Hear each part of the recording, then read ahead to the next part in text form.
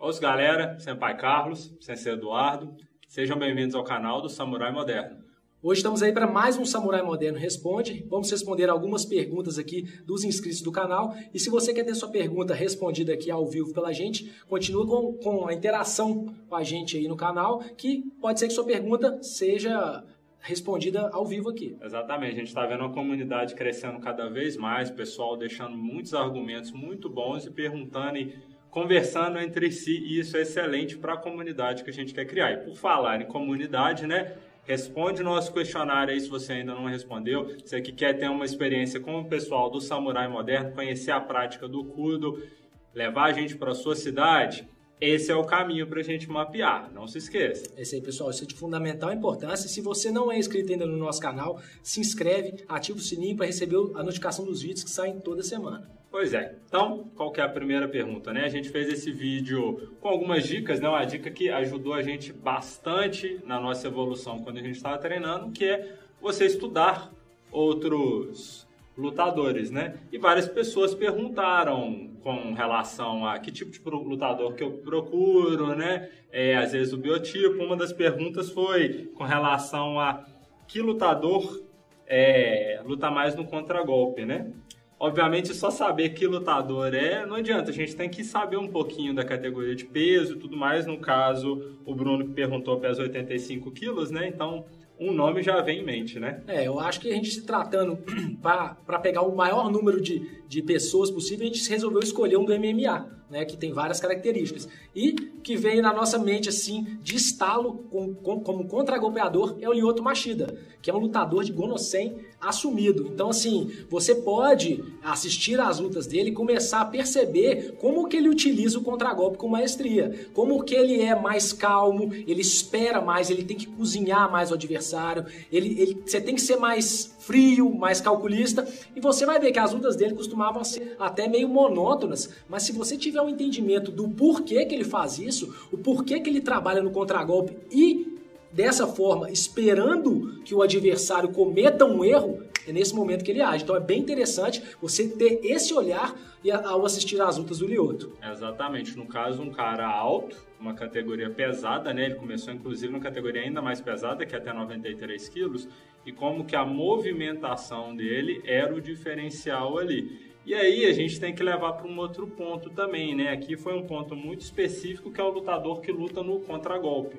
Mas não basta você querer lutar no contragolpe, você tem que avaliar várias características suas, não só o peso, para você ver se você se encaixa também naquilo dali. Por exemplo, Machida, para a categoria dele, é um cara muito rápido e com uma movimentação muito boa. Pessoas muito altas, têm um centro de gravidade um pouco mais alto, dificilmente se movimentam assim. Então, teve um trabalho muito grande o karatê ele desde novo, né? Então, tem alguns pontos que você tem que observar também, além de altura e peso, né? O primeiro deles seria você já treinando, como é que você se comporta no treino? Você é aquela pessoa mais explosiva e que o gás acaba mais rápido? Você é uma pessoa que vai ao longo do treino crescendo, né? Então tem vários, você tem que entender como que o seu corpo se comporta durante o treino para ver se você é mais fibra explosiva, se você é uma pessoa que tem mais volume, né? Tem uma resistência maior.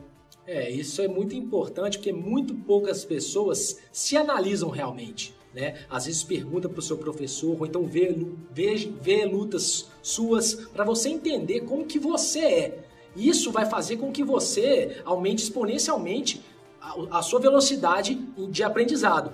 Mas a gente costuma bater muita cabeça querendo ser, muitas vezes, um jeito que não é o nosso, né? Então é muito interessante que você conheça quem você é, conheça os estilos existentes, as formas de luta, não só física como estratégica, como se você é um lutador de contra-ataque, de choque, de ataque, para que você possa criar e aproveitar ao máximo as suas qualidades naturais. Basicamente você tem que se conhecer primeiro, né? Não o que você quer ser, mas o que você é.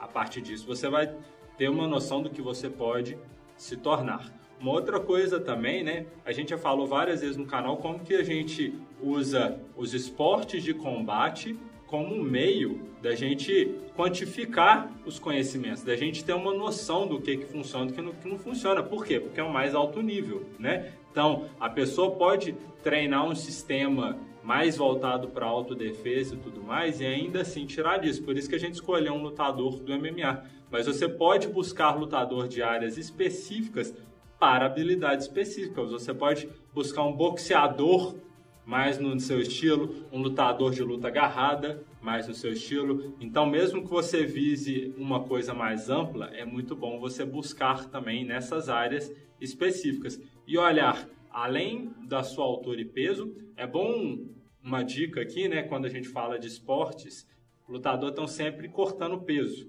Então, você tem que olhar na categoria acima e abaixo também, né? Para você ter uma noção melhor, vai ter uma coisa mais ampla ali. Saber quanto que eles pesam em off, né? Realmente, porque às vezes ele perde muito peso. Tem lutador que tem muita facilidade de perder peso, então ele consegue cortar muito no dia anterior da luta, mas ele é da categoria de 84 quilos, por exemplo, e luta de 90. Um dia depois ele já recuperou, né, 7 até 10 quilos, dependendo da facilidade que o lutador tem. Então, é bom entrar nesse tipo de questão também, para você não ficar, às vezes, pegar um lutador que ele tá lutando ali naquele momento de 100 quilos, mas ele tá lutando na categoria 93, por exemplo. Então, isso é uma coisa interessante de se notar também. Exatamente. Então, isso é até muito bom pra gente sair um pouquinho, de novo, né, daquela coisa de circo do MMA e começar a olhar o negócio pela ciência que as lutas são. E falando em assistir lutas para se aperfeiçoar, uma pessoa que está sempre comentando no nosso canal aí, que é o Demiurgo, comentou sobre um vídeo que ele assistiu na internet do campeonato russo, né? São 40 minutos e tem muito vídeo, principalmente russo, mas japonês também dos campeonatos dele. Muito bacana de assistir. E falando, né, sobre como que tem uma agressividade excepcional, como é que os caras têm um pique violento, né? O esporte, a parte esportiva do Kudo tem muito desse lado, né? Isso aí. O Kudo, ele segue duas vertentes. Ele existe a vertente da arte marcial para a vida toda, né? Fundada na defesa pessoal eficaz, né? E no caminho, né? Na manutenção da saúde para os adultos, na educação das crianças. E tem a vertente da competição, que é voltada para uma dinâmica de combate o mais próximo possível de um combate real. As regras são todas projetadas para que, além de entretenimento, além de entreter o público, que não permitindo enrolar, não permitindo o adversário que quer fugir muito do combate, ela também te coloca numa posição que você tem que ser bem versátil, você tem que conhecer todas as áreas de combate e ela te coloca ali para agir, né, Carlos? Exatamente, parece que as coisas se unem em prol do mesmo ideal. Ao mesmo tempo que é interessante você ter um esporte de combate que não fique muito parado, não fique muito na enrolação, tem o outro lado, que é você buscar com que os atletas, no caso, sejam o mais dinâmicos e eficientes possível, que é uma coisa que a gente busca também para se defender. Um foco grande do Kudo da autodefesa no caso de uma agressão, né, uma briga de rua, vamos dizer assim.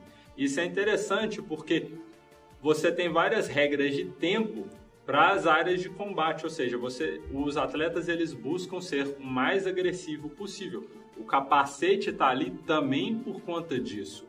Óbvio, você não vai querer levar soco na cara nem com capacete, porém, ele faz com que os atletas sejam mais agressivos. E se você vai para uma luta de clinch, no Kudo, você tem 10 segundos ou para botar para baixo ou para terminar a luta ali, né, nocautear com joelhadas, cabeçadas e tudo mais. A mesma coisa no solo. Se você vai para o solo, você quer finalizar, ou qualquer técnica dessa com a pessoa, você tem que ser o mais dinâmico possível, porque você tem apenas 30 segundos para isso. As regras foram feitas visando um tipo de combate que seja ao mesmo tempo bem legal de se ver, né? Tem um entretenimento grande, mas que vise com que os atletas treinem para ser o mais eficiente possível. Vale lembrar também que, uma vez no solo, 30 segundos, se não tiver na iminência de uma finalização, o árbitro manda levantar. Mas se a pessoa já estiver pegando o pescoço, dando uma chave, o árbitro espera para ver qual que vai ser o desfecho daquela situação. Isso é uma mudança recente, porque às vezes demora um pouquinho mais também, né? Mas isso é importante para a luta ser um pouquinho mais real. Quando você quer finalizar, a luta vai começar em pé. Então você tem todo um caminho a percorrer ali. E é legal de ver os lutadores que buscam mais essa luta de solo, como é que eles traçam toda uma estratégia ali dos golpes para queda, uma queda muito bem feita, já visando colocar a pessoa numa situação de inferioridade ali e já partindo para a finalização. E é engraçado que, mesmo com essa regra que estende os 30 segundos se tiver na eminência de uma finalização, existem muitas lutas que terminam já na finalização sem mesmo ter uma luta de solo. A partir da queda já vem um estrangulamento, joelho na barriga ali e termina. Então mostrar superioridade também conta ponto, né? Se o cara tá caído de costas no chão, você demonstra que você tá dando golpes limpos nele, ou pisões, você também pontua, porque já é uma forma de você mostrar para os juízes a sua superioridade em combate, mas sem o ground and pound no rosto, propriamente dito, ou os pisões. Mas é interessante ver também, Carlos, que a luta em pé do Kudo ela é muito movimentada, mas nem por isso os golpes de pouco impacto são computados, né? Porque às vezes você vê uma arte marcial de muito giro e qualquer toque vai computando, você vai batendo, vai computando, vai marcando ponto. No Kudo, apesar de ser uma arte de muito entre e sai, muito giro, porque também vale a entrada nas pernas, né? Vale qualquer tipo de projeção e queda, o atleta tem que bater com contundência para que ele possa pontuar. E galera, o Carlos falou um negócio do capacete aqui, muita gente veio se perguntando, mas o capacete... Pessoal, o que faz o desmaio é a concussão cerebral, é o seu cérebro chacoalhar dentro da caixa craniana e bater na caixa craniana. Isso que liga o mecanismo de nocaute. Então, o capacete ele não impede que o seu cérebro chacoalhe dentro da caixa craniana.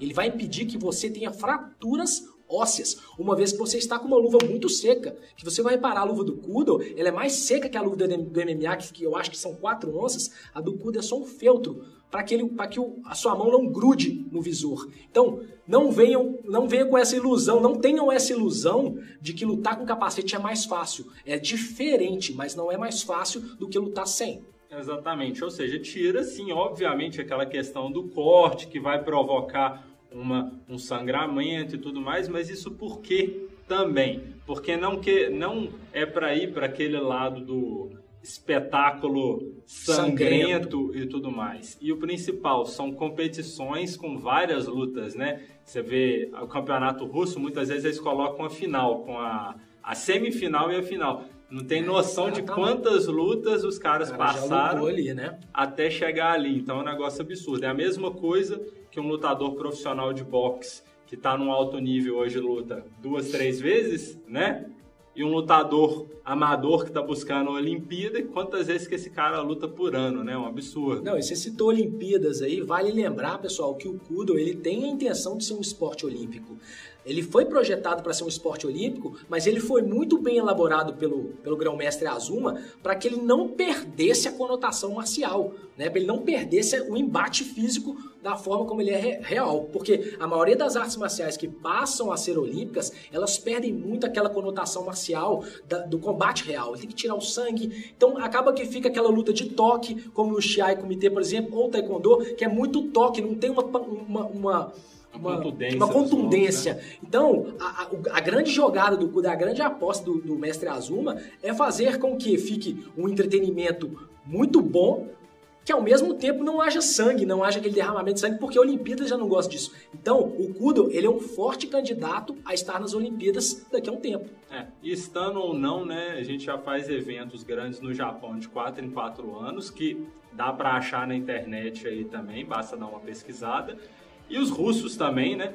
Copa do Mundo também, né? De 4 em 4 anos, ou seja, basicamente de 2 em 2 anos tem algum campeonato grande a nível mundial, fora os campeonatos russos e japoneses que estão sempre aí na rede, são legais de você assistir. Lembrando, né? A gente está diferenciando aí o pessoal que é o atleta do pessoal que são os praticantes, né? Tem essa diferença. Legal isso. Você falando dos atletas, a gente pode até fazer um ganchozinho com a primeira pergunta, né? Se alguém aí está interessado em fazer uma modelagem com algum lutador de Kudo, existem lutadores fantásticos no Japão, na Rússia. A gente pode citar, por exemplo, o Edgar Kolian, né? Se vocês quiserem pesquisar sobre ele, foi um campeão da categoria menos 230. Depois a gente vai falar sobre categorias aí, se vocês quiserem também. Podemos citar o Shpulatov, como é que é o nome dele, Carlos? Nossa, boa pergunta. O sobrenome dele é Shpulatov. Ele é da categoria menos 230 também. Ele é um lutador fantástico. A gente tem o Adam Kaliev, que já foi contratado pelo UFC. e uma gama de lutadores que, se você quiser, tem muitas lutas deles na internet, você pode ir na categoria de peso da sua preferência. Exatamente. É isso aí, pessoal. Espero que vocês tenham gostado do vídeo. Pode continuar deixando aí qualquer pergunta. A gente vai tentar todo sábado responder várias perguntas. Aquelas que às vezes a gente acha que é legal compartilhar com um público maior do que simplesmente responder ali na seção dos comentários, né? Agradecendo essa interação que o público está tendo com a gente aí nos comentários, a gente fica muito satisfeito com isso. E lembrando, pessoal, se você quer o Samurai Moderno na sua cidade, quer ter uma experiência com tudo, responde um questionário aí que é através dele que nós vamos mapear as primeiras cidades. Pois é. Mais uma outra coisa, você pode apoiar o canal através do Apoia-se, dando qualquer quantia, isso vai ajudar a gente a investir em equipamentos para melhorar a qualidade dos vídeos que a gente faz para você. Se você não é inscrito ainda no nosso canal, se inscreve aí, ativa o sininho para receber as notificações e galera, compartilhe nossos vídeos com a comunidade marcial, porque isso ajuda muito o nosso canal a crescer. É isso aí, até a próxima.